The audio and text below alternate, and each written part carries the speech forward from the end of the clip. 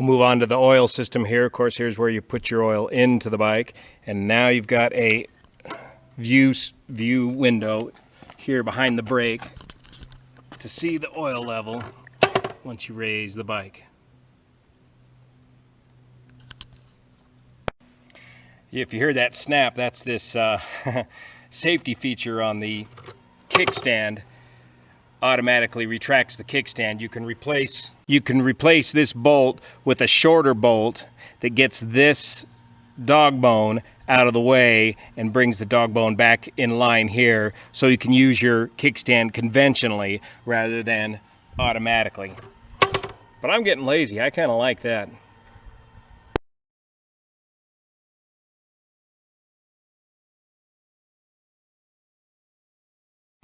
I've already installed a hard part skid plate, so let's get that out of the way so we can talk about oil changes. One concern with the KTMs is how temperamental are they? It's a race bike. Do I gotta change the oil every ride? Do I gotta adjust the valves every time I stop to take a leak? Well, no, but if you look in the manual, they are recommending oil changes every 15 hours and checking the valve clearances every 30 hours. There's another whole laundry list of things they want you to do every 15 and 30 hours on this machine. Now, in the real world, how many people, recreational riders, stick to that rather stringent schedule? Well, that's yet to be seen. Back on the left side of the engine, behind here is your paper oil filter.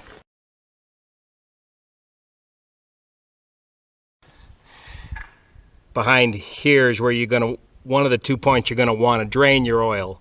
And behind here is a cartridge type replaceable oil filter or oil screen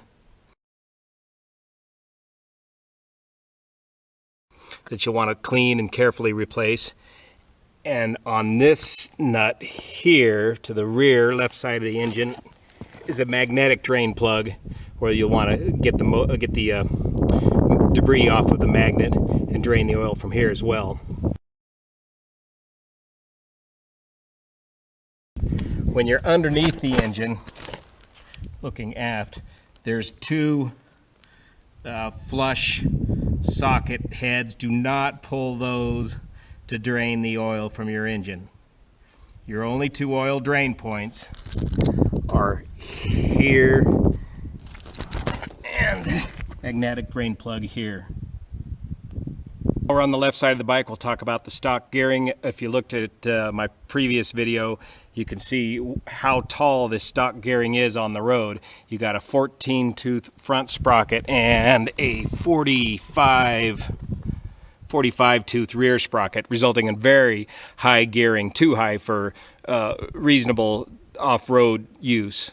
So we'll be changing that right away. The reason they gear those up so high is to help them pass the sound test. They got to run through a speed trap at 55 miles an hour and measure the sound, so they can get the RPM as low as possible, pass the sound test that much easier. You got two ways of starting this machine. Either the magic key button right here, which actuates the lightweight electric starter right there, or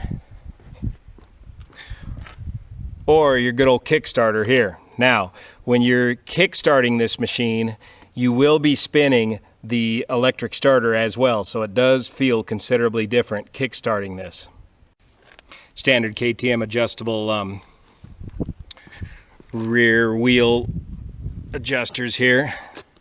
Beautiful XL rims with the black spokes, polished aluminum hubs.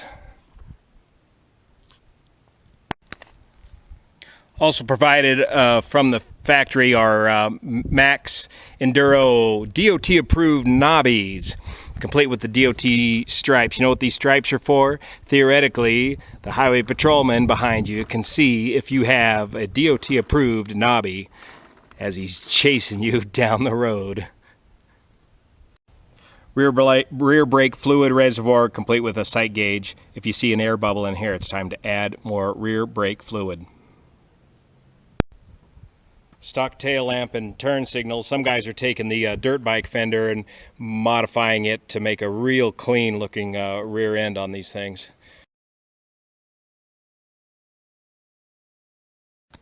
Here's your direct linkage rear suspension, Works Performance rear suspension, where the top of the shock is bolted into a cradle just off the tail end of the frame, and of course connects directly to the swing arm. Stock spring, good for about 162 to 187 pound rider, perfect for me. Quite a bit of preload already set on this. You got compression dampening, both high and low speed compression dampening on this model. On the top of the shock, rebound dampening clicker located on the bottom of the shock. Handling the workload on the front of the bike is a 48mm inverted front fork with rebound dampening clickers mounted on top of the fork, standard KTM, and your compression dampening clickers are located on the bottom here underneath these dust covers. And those clickers work in the conventional direction. Just forward of your rebound dampener is the plug to bleed the excess air out of your front forks. Here's your 350cc dual overhead cam engine, 4 valves, 2 intake valves, 2 exhaust valves. These valves are adjusted using shims underneath the camshaft. Behind this plastic cover on your throttle body is the throttle cables, and then inside of there you can access your fuel injectors, or correction, fuel injector. You have radiators on both the right and left side of the bike to provide your water cooling. You put additional coolant in here on the right radiator. On the 350 stock, there is no fan included. However, I've already bought the fan kit, and it pop rivets onto the radiator on the right side of the bike, and the thermostatic control goes right in here. The plug, the electric plug for the fan, is already located in the bike up in the wiring loom. Now let's take a peek under the seat and see what we got. The seat is removed with a single 8mm bolt located right here under the rear fender.